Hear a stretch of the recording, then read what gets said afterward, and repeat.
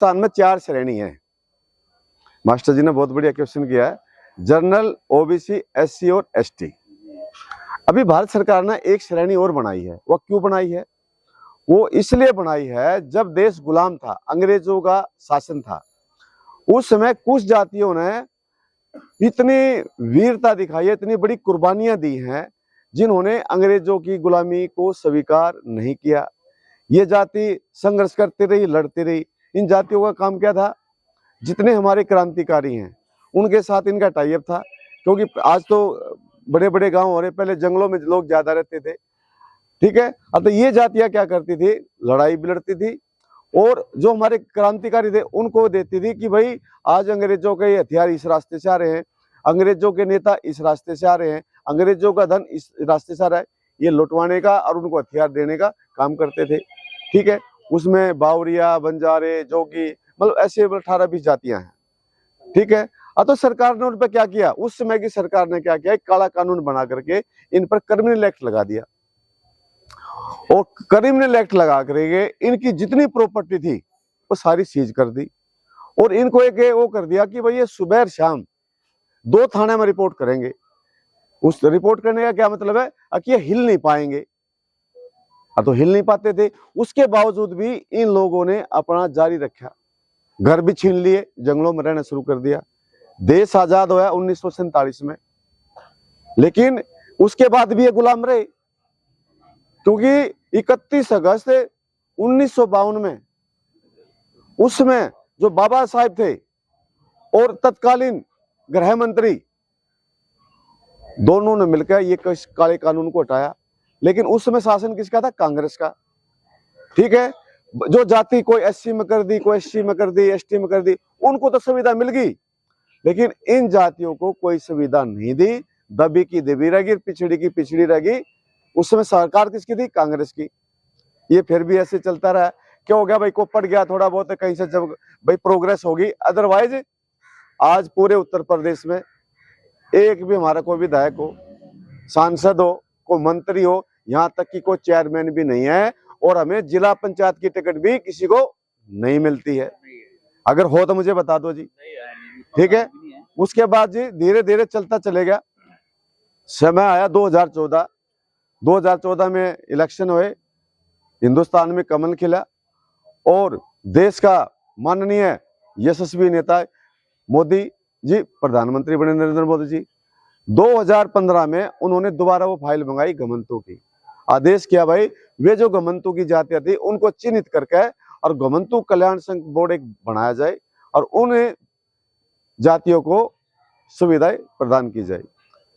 पैरवी नहीं करी जी किसी ने, क्योंकि 15 और आज 26 हो गया, कई साल ऐसे चलते गए। मैं 2020 में रिटायर हुआ जी। जब मैं 2020 में रिटायर हुआ तो फिर मेरी भी एक बहुत बड़ी कहानी है।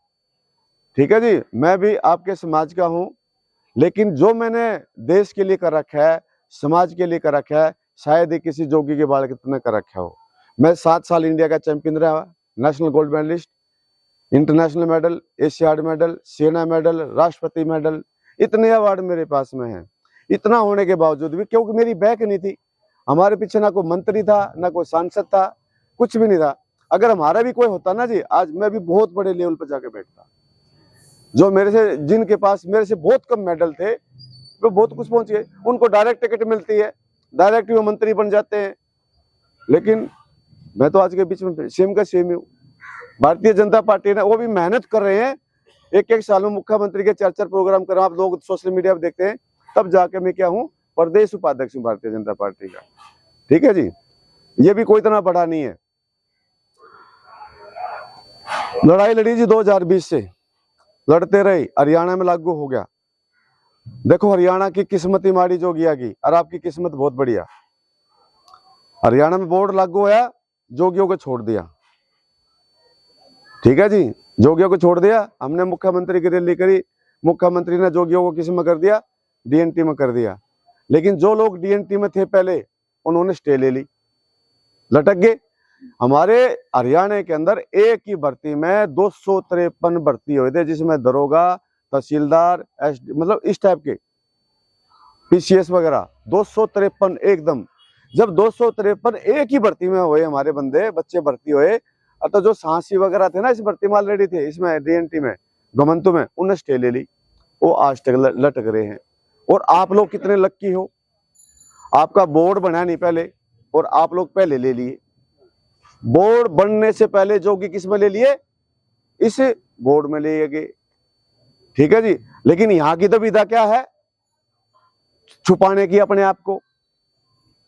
अरे है तुम जोगी है, अब जो भी लगा रहे हो उससे क्या फर्क पड़ रहा है। और सबसे बड़ी तो विधा जी, आप लोग आगे क्यों नहीं बढ़े।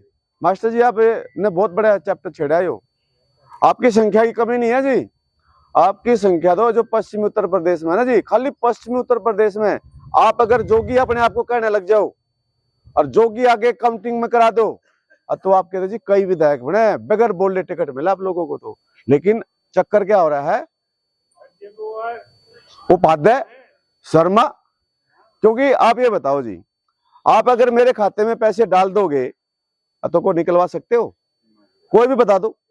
नहीं डाल तो सकते हो, डाल सकते हो, डाल तो कोई भी देगा, टक टक टक टक, आजकल तो फोन से 1 मिनट में डाल देगा। लेकिन उसी फोन से मेरे खाते में से पैसे निकाल सकते हो, आप लोग नहीं निकाल सकते। वही उपाध्याय है, ये उपाध्याय जोगी समाज के लिए कैंसर है। कैंसर क्यों है, क्योंकि पूरी तो ताकत आपकी कहां चलेगी, यहां अगर उपाध्याय में चलेगी। हम जी टिकट मांगने गए थे, एक प्रोग्राम किया हमने बहुत बड़ा मुजफ्फरनगर में पिछले इलेक्शन के टाइम में, जब वहां गए